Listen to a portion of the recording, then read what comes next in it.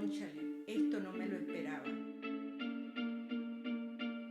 Apenas está comenzando el mes, no sé cómo irá a ser ella ahora sin trabajo. ¿Cómo voy a ser ahora yo? ¿Cómo va a ser él con los niños allá? Me limitaré a no salir este mes. Cada vez que salgo gasto.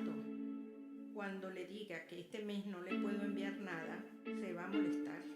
Me va a empezar a decir de nuevo que para qué me vine si ni siquiera puedo ayudarles. No tiene idea de lo que está pasando su hermana aquí, ni tampoco lo que estoy viviendo yo.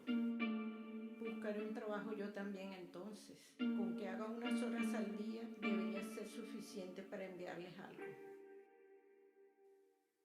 Pero ¿quién me va a contratar si ni siquiera contratan a la gente joven como a mi hija? ¿Será que pregunto a las señoras del centro cívico? Pero la mayoría de estos trabajos es para ser cuidadora. Yo realmente quiero cuidar de otros a estas alturas. A mis 73 años ya he cuidado de mucha gente en mi vida. No, con el favor de Dios algo saldrá. Aún no estoy demasiado vieja.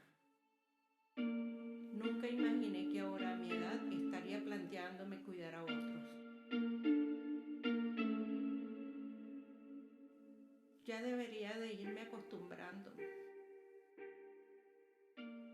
Desde que llegué aquí he hecho cosas que nunca imaginé que haría.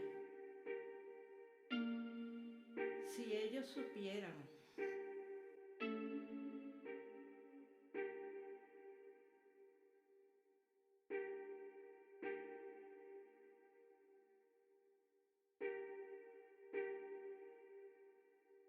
Nunca imaginé hace 3 años que estaría viviendo esto.